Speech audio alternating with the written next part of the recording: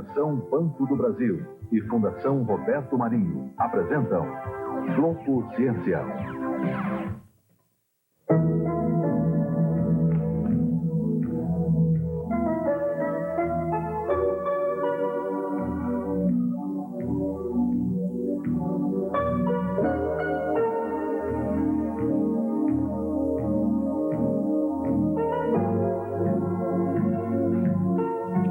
O professor Calil está surpreso com essa roda.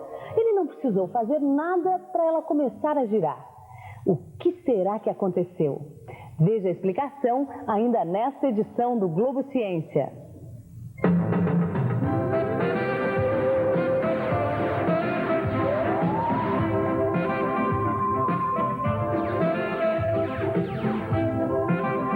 Bom dia! Na semana que passou, a comunidade científica viveu seu momento mais importante, a reunião anual da Sociedade Brasileira para o Progresso da Ciência, que este ano aconteceu em Recife, Pernambuco. Cientistas, pesquisadores, políticos, advogados viveram 5 dias de reuniões, comunicações, mesas redondas, simpósios em torno de um tema central: ciência e qualidade de vida.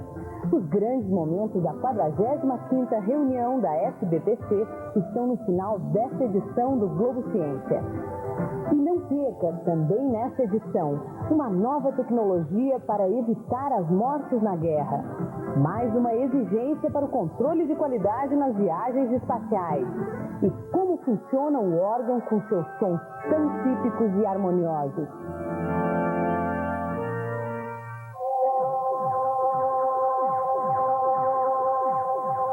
Todo mundo sabe para que serve o dinheiro. Mas será que você sabe defini-lo com precisão? Economistas da Universidade de São Paulo acabam de descobrir que nem a ciência econômica é capaz de explicar exatamente qual é o conceito daquilo que, dizem, é a mola do mundo. Quase todo mundo trabalha duro para conseguir, mas ninguém está contente com o que tem. Tem gente que ganha dos pais, tem gente que aposta na sorte, tem gente que sofre porque não tem. É o dinheiro, todo mundo já sabe. Mas afinal, o que é o dinheiro? O que é isso que todo mundo corre atrás e que divide as pessoas e os países entre pobres e ricos? Os economistas dizem que o dinheiro é um meio de troca, é uma coisa para facilitar as trocas. Dinheiro é alegria, felicidade. É uma unidade de conta, assim você pode medir quanto vale determinada coisa. É tudo. E também é uma reserva de valor. Você pode guardar as coisas em dinheiro. Era dinheiro, agora é dólar, né? Usualmente se usa o dinheiro para se comprar algum produto. Quer dizer, é uma transferência de poder aquisitivo em algum bem ou algum serviço que traga utilidade a uma pessoa. É o papel sujo que esse país tem. É nada mais e nada menos do que um instrumento para baratear a troca de bens e de serviços entre pessoas dentro de uma economia. Na minha opinião, é piada. Você ganha e nunca tem, né? A ciência econômica estuda a variação das taxas de juros, o índice da inflação, as desvalorizações do nosso dinheiro em relação ao dinheiro de outros países. Mas também não conseguiu definir o dinheiro até hoje. Na Faculdade de Economia da USP, os economistas vivem tentando descobrir um jeito de acabar com a desvalorização do cruzeiro, o nosso dinheiro. A professora Leda Maria Paulani resolveu pensar mais a fundo os problemas da definição do dinheiro e defendeu uma tese de doutorado sobre o assunto. Desde que eu comecei o meu curso de pós-graduação em teoria econômica, através das várias teorias que a gente ia estudando, o dinheiro sempre foi um objeto que me incomodou muito teoricamente, porque eu tinha a impressão que nenhuma das teorias o explicava satisfatoriamente, dava conta de toda a complexidade que constitui, né? O dinheiro que a gente conhece nos nossos dias, esse pedaço de papel com um valor impresso, foi inventado na Inglaterra para substituir as moedas de ouro que eram muito pesadas e assim facilitar o comércio. Mas a evolução do capitalismo não permitiu que este objeto de troca de mercadorias e serviços ficasse para sempre sendo um representante deste metal. O ouro, que é finito, ainda hoje é uma reserva de valor. E o dinheiro se tornou tão mais abrangente quanto mais complicado. Nas sociedades mais primitivas, o dinheiro foi o sal, ele foi o gado, né? Em sociedades mais evoluídas, ele foi os metais preciosos, né, especialmente a prata e o ouro, até chegar às formas modernas do dinheiro, em que o dinheiro ele é o dinheiro papel, né, ou mesmo o dinheiro cartão de crédito, que é talvez uma das formas mais modernas do dinheiro. A pesquisa da professora Leda foi feita através da investigação teórica das diversas correntes do pensamento econômico. Ela acredita que aqui no Brasil, onde o dinheiro é quase sempre manchete dos jornais, fica ainda mais evidente para a população a dificuldade de conhecer a fundo o dinheiro. A gente que estuda, né, teoricamente, a gente sabe que o dinheiro é uma coisa muito complicada, né? E essa complicação, ela também aparece no cotidiano das pessoas, né? Através da inflação, por exemplo, através da necessidade de, se você tem um dinheirinho sobrando, você ter que correr aqui e ali para aplicar esse dinheiro, né? De mudanças de preços que você não entende, né? Então essa complexidade do dinheiro, ela aparece, mas não aparece como um problema do dinheiro, né? Aparece, as pessoas não se dão conta, vamos dizer assim, de que essa complicação da vida, do dia a dia deles, é um problema do dinheiro, né? Para o professor Eleutério Prado, orientador da tese da professora Leda, viver numa economia confusa como a do Brasil, sem entender o que é o nosso dinheiro, tem consequências graves até no comportamento da população. Para ganhar dinheiro, né, nesse processo, se torna alguma coisa de absolutamente absorvente. Né? E as regras, se a própria regra monetária ela se deteriora, por que não as outras regras? Então isso cria um padrão de comportamentos incorretos da perspectiva das normas. Então eu acho que um dos problemas da inflação são problemas colaterais, não são problemas econômicos, né? Está relacionado inclusive com comportamento ético e moral. O dinheiro de papel corre risco de extinção. Assim como o gado e os metais preciosos, esta forma do dinheiro está se tornando cada vez mais incômoda para a sociedade moderna. Os sistemas de informática do futuro transformarão todo o dinheiro em registro nos computadores. As transferências de valor serão feitas por cartões magnéticos, como os cartões de créditos que já são usados hoje. O dinheiro ele é um significado, ele é um valor, é uma quantidade de valor, né? Que se expressa, né, numa forma. Essa forma vai variada, pode ser o papel moeda, pode ser o depósito bancário, pode ser um cheque, tá certo? Pode ser um certificado ouro, pode ser... as formas são muito complexas, né? Mas o significado do dinheiro é um valor.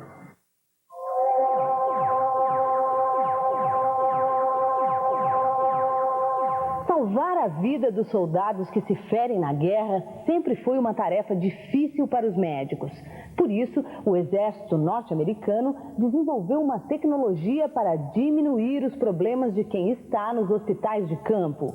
O sistema pode evitar até 30% das mortes de quem participa das batalhas. Na guerra, os médicos precisam vencer uma batalha contra o tempo para conseguir levar os soldados feridos para o hospital improvisado para tratamento. Mas agora, os médicos da frente de batalha têm uma ajuda extra, um sistema de comunicação especial desenvolvido pelo exército norte-americano. Este cardiologista está fazendo uma demonstração do sistema e explicando que a pequena câmera de TV irá para o campo de batalha. A partir das imagens, os médicos podem dizer o que pode ser feito imediatamente. Na tela do computador, junto com as imagens, aparecem os dados médicos do soldado ferido, que vão orientar o tratamento de emergência. A comunicação entre os médicos e os soldados é importante para que o hospital se prepare para receber o ferido. Os oficiais estão equipados com telefones sem fio e podem ser localizados a qualquer momento. Quando o soldado chega ao hospital de campo, tudo está preparado para recebê-lo. Na demonstração, os médicos do campo de batalha estavam no sul dos Estados Unidos. Eles consultaram especialistas de um hospital do exército norte-americano em Washington e também de um hospital universitário. Os médicos que participaram da guerra do Vietnã dizem que esse tipo de tecnologia pode diminuir muito o número de mortes em campos de batalha. Este cirurgião afirma que se essa tecnologia estivesse disponível naquela época, o número de mortos poderia ter sido 30% menor. Essa demonstração de cirurgia robótica mostra o que seria possível fazer mesmo que o cirurgião estivesse bem longe do ferido. Com essa tela, em 3 dimensões, ele indica como o médico no campo de batalha deveria usar cada instrumento. Os responsáveis por esse projeto esperam que ele esteja completamente pronto em 5 anos. Eles esperam também que ele nunca venha a ser necessário.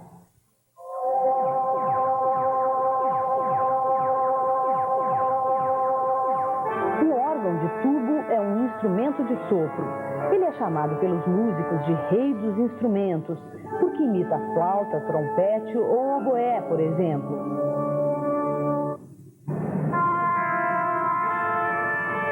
O órgão produz som através da passagem do ar nos tubos. Os tubos menores e mais finos emitem sons mais agudos. Os tubos altos e grossos emitem sons graves. Este órgão foi construído em 1911 e tem 1.700 tubos. É um órgão eletropneumático, quer dizer, combina eletricidade e movimento do ar para emitir sons. O timbre do som que vai ser produzido é selecionado nos registros, comandos brancos que ficam em cima dos teclados. Cada registro aciona a fileira de tubos correspondente ao timbre escolhido. Além dos registros, o órgão possui teclados e pedaleiras. Este aqui tem 2 teclados e uma pedaleira. O primeiro teclado é o de baixo, tem 61 notas e é chamado de grande órgão. O som produzido aí é mais forte. 9 registros estão ligados ao primeiro teclado. Quando se quer timbre de flauta, por exemplo, aperta-se o registro que corresponde a este som. Em cima do primeiro teclado fica o segundo teclado. Nele, o volume das 61 notas pode ser controlado por um pedal. Por isso, é chamado de teclado expressivo, porque permite ao intérprete escolher a intensidade do som. O segundo teclado tem 11 registros que produzem, por exemplo, sons de trompete e de instrumentos de corda. A pedaleira também é um teclado, mas tocado com os pés. Ela tem 32 notas e 6 registros. Aí são produzidos os sons mais graves. Para tocar, o organista primeiro escolhe os registros. Quando aperta o registro flauta do primeiro teclado, por exemplo, uma corrente elétrica é levada pelo cabo até esta pequena bolsa, que corresponde ao registro acionado. A eletricidade faz a bolsa se contrair e, consequentemente, essa outra bolsa maior também se contrai. Isso libera a fileira de tubos que corresponde às notas do timbre flauta do primeiro teclado. Mas o som só é produzido quando o ar passa pelos tubos. Para isso acontecer, é preciso que os buracos por onde entra o ar sejam destampados. É por isso que não basta escolher o registro para o órgão soar. É preciso apertar as teclas. Quando elas são acionadas, uma corrente elétrica passa pelo cabo e chega até uma pequena válvula. Essa válvula aciona um sistema mecânico que destampa o furo. Assim, o ar passa para dentro do tubo e o som é produzido.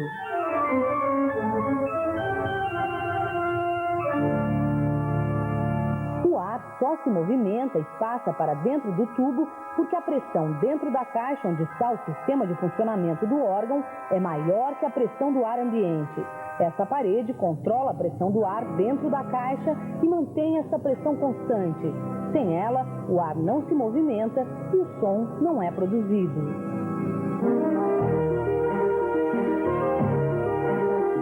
A mais perfeita e bem acabada nave espacial não sairia do chão sem um programa especial para controlar o voo. Os erros nestes programas colocam em risco as vidas dos astronautas e das naves.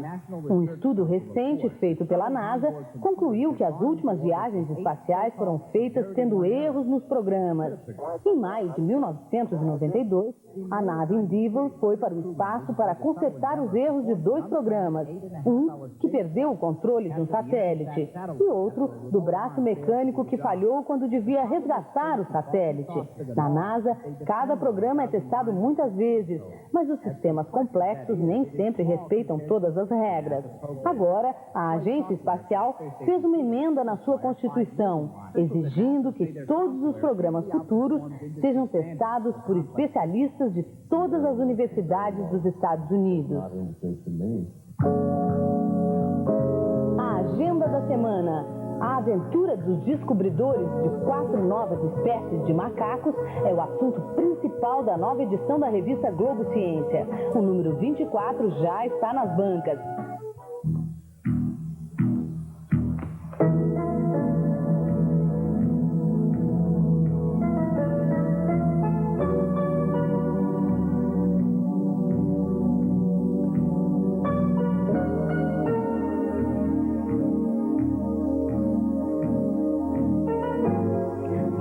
Que essa roda começa a girar sem que o professor Khalil ajude. Será que a solução está na lâmpada? Veja a explicação com o professor Cláudio Furukawa, do Instituto de Física da USP. O professor Khalil se surpreendeu com o movimento da roda pelo seguinte: esta roda é composta com raios de borracha. A borracha tem um comportamento diferente dos outros materiais. Ao esquentar, ela encolhe ao invés de esticar. Encolhendo, ela desloca o aro da roda para lá, fazendo com que haja um desequilíbrio. E com isso a roda começa a girar. A reunião da Sociedade Brasileira para o Progresso da Ciência no próximo bloco.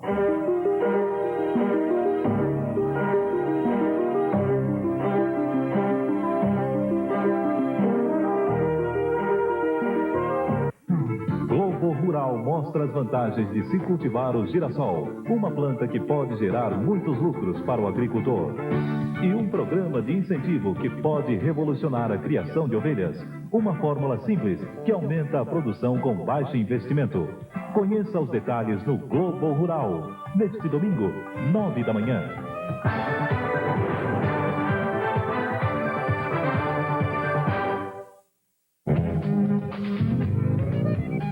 Veja neste domingo na TV Revista.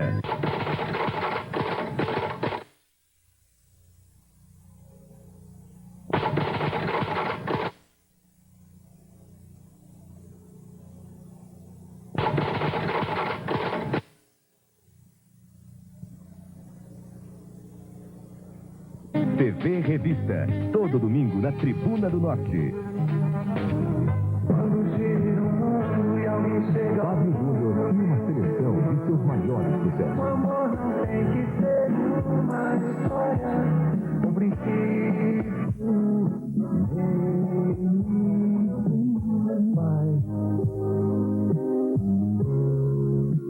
Eu não faço questão de ser tudo.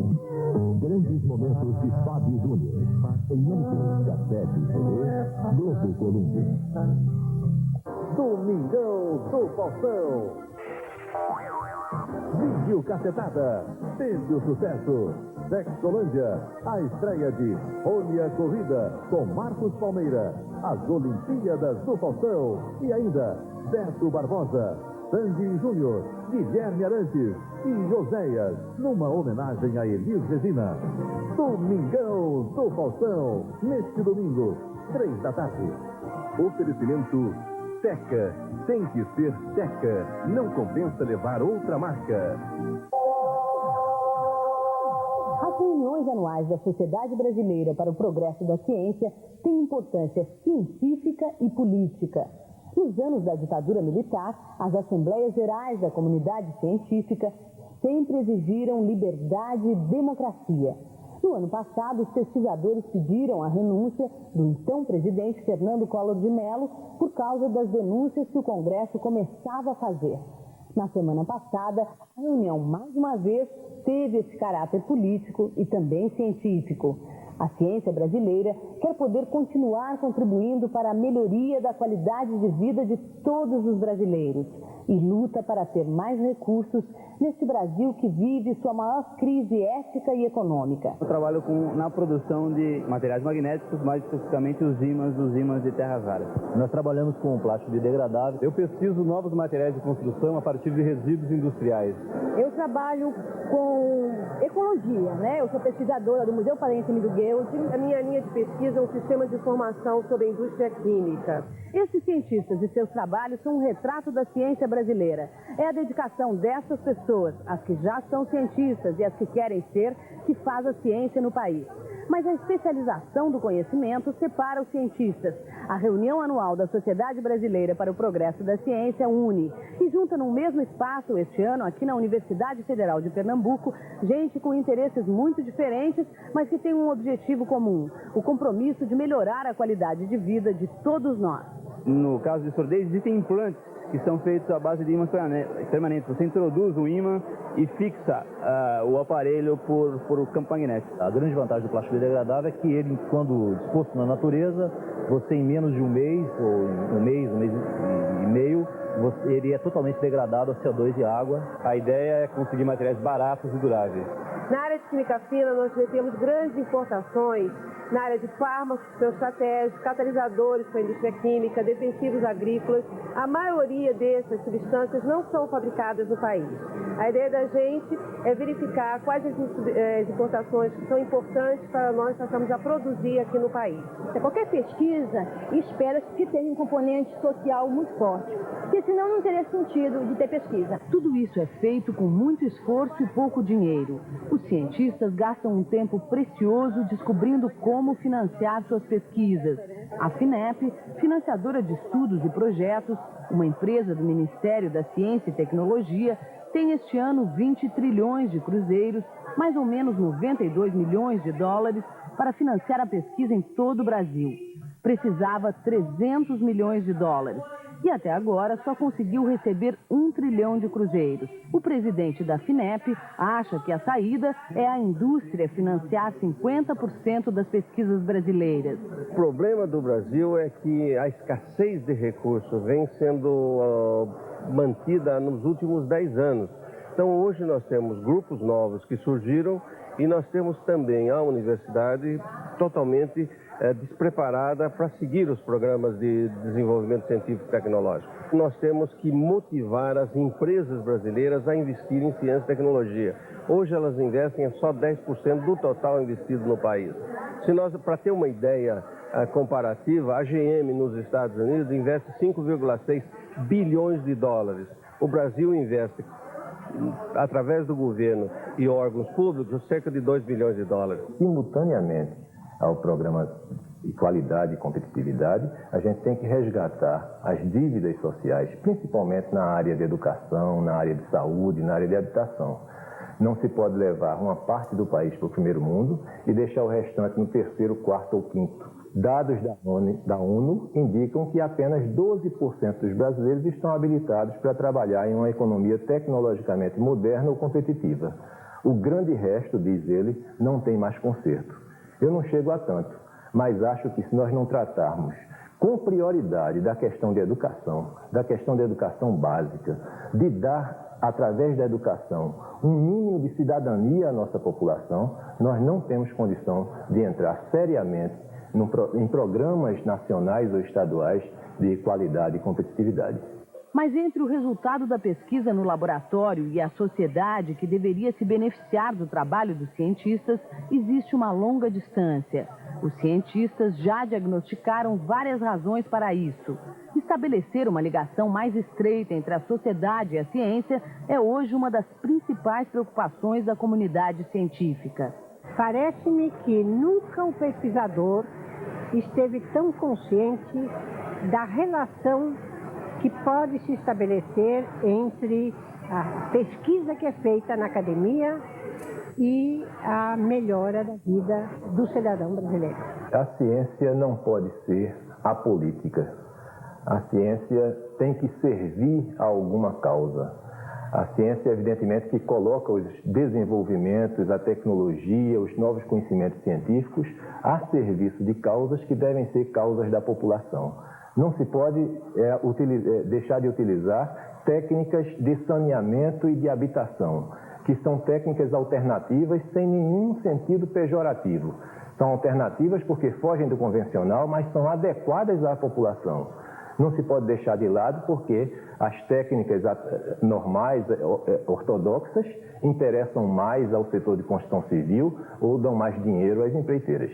O ministro da Ciência e Tecnologia, o físico José Israel Vargas, que esteve na reunião da SBPC, diz o que falta para que as soluções mostradas pelos cientistas, muitas delas extremamente simples, sejam aproveitadas por toda a população.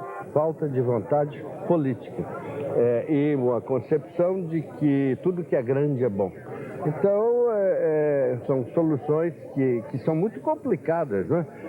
A técnica é simples, mas fazer com que a população se aproprie disso, você precisa de formas de organização da própria população ou inexistentes, precisam de ser desenvolvidas. A demanda que faz a sociedade, seja o governo, seja o setor privado, não está sintonizada com aquilo que faz a universidade. Por outro lado, o governo e mesmo o setor privado, na crise de mercado e na crise de projeto nacional, não sabe o que pedir à universidade. Agora, além disso, existe um preconceito mútuo. Há cientistas que não querem nem que sua pesquisa seja usada. Outros desejam muito isso, mas o governo, os órgãos públicos e, sobretudo, os empresários desconfiam. Vindo de um cientista, de um acadêmico, será que é útil? Então, há uma série de razões, mas eu acho que a primeira, a principal, é a crise nacional de destino, de rumo, de projeto. O que está acontecendo segue uma política, né? Eu acho que é fantasia da gente dizer que não existe. Ela existe, mas ela não inclui nas suas previsões apoio ao desenvolvimento científico e tecnológico nosso. Um exemplo de financiamento que tem dado certo é o Programa de Apoio ao Desenvolvimento Científico e Tecnológico, o PADCT. Com dinheiro do Banco Mundial e um pouco de recursos do governo federal, este programa tem conseguido resultados. O PADCT, neste momento, financia pesquisas que interessam ao desenvolvimento industrial. A gente vê exemplos de vários projetos que receberam pouco dinheiro do PADCT e tiveram consequência. A coisa mais complicada para o cientista é escolher exatamente o tema do seu trabalho. Ele pode escolher isso por uma vocação, ele pode escolher isso por uma tendência, uma curiosidade de simplesmente conhecer o fato científico, o fenômeno científico, mas ele pode ter a preocupação também de que aquele esforço científico tenha consequência para a sociedade. Mas as soluções pensadas pelos cientistas para as grandes questões nacionais têm mais dificuldades de serem aceitas e aplicadas do que as pesquisas dirigidas à indústria. Essa mesa redonda aqui, por exemplo, está discutindo a questão da seca no Nordeste. Os pesquisadores já conhecem os caminhos para resolver essa questão. Apesar disso, a população nordestina continua sofrendo com a seca. Nós dobramos o volume de água acumulado nos açudes. Nós multiplicamos por 10 o perímetro irrigado no Nordeste. E o perfil econômico persiste. E a pobreza urbana cresce, nordestina cresce. Então, não é um dado técnico a solução do problema. Ele ajuda na solução se houver, de fato, a vontade política de resolvê-la. Porque se trata de uma questão muito mais da terra, das relações de trabalho, da maneira como as estruturas dominantes se apropriam do excedente produzido pelo homem nordestino, de maneira a forçá-lo à migração durante a estiagem. Vamos pegar a área de saúde, que é uma área que está mais afeta à instituição que eu dirijo, né? O Brasil gasta recursos não desprezíveis em saúde. Se a gente pega o relatório do Banco Mundial, foi liberado agora há umas semanas atrás, que esse ano é sobre investimento em saúde, a gente vê que você pode investir muito dinheiro em saúde e não ter resultado nenhum. E a gente pode investir uma quantidade até menor de dinheiro e ter um resultado fantástico. Se você emprega o seu dinheiro em hospitais caríssimos, que vão fazer cirurgia em poucas pessoas, o teu impacto vai ser muito pequeno. Se você emprega esse recurso, por exemplo, em suplementação de vitamina A contra a cegueira em populações carentes, com um recurso mínimo você consegue um impacto fantástico. Então, investir em saúde é uma ciência, eu diria assim. E debate foi o que não faltou na SBPC, sobre todas as áreas do conhecimento, até separatismo, meio ambiente e patrimônio histórico. O secretário-geral da Fundação Roberto Marinho, Joaquim Falcão, e a filósofa Marilena Chauí discutiram um novo conceito de patrimônio histórico. Preservar o patrimônio é exercer o direito de propriedade sobre a cultura brasileira. O Brasil tem 30 mil cientistas e milhares de problemas que envolvem todas as áreas do conhecimento. Com 30 mil cientistas não dá para resolver. A SBPC aposta na criança, no jovem, no futuro a curto prazo. O cientista ganha pouco, trabalha muito, mas adora o que faz e vive o prazer da descoberta. As crianças sabem o que é isso. A experiência é como se fosse uma pessoa brincando. Ser cientista está fazendo a poesia da descoberta. Nada na ciência é uma coisa fixa, né? Sempre tem que se descobrir mais coisas. Aí isso é o que me conduz a ser um cientista. É por isso que eu pretendo ser. Você quer desvendar os mistérios do mundo? Descobrir e comprovar o que já foi descoberto.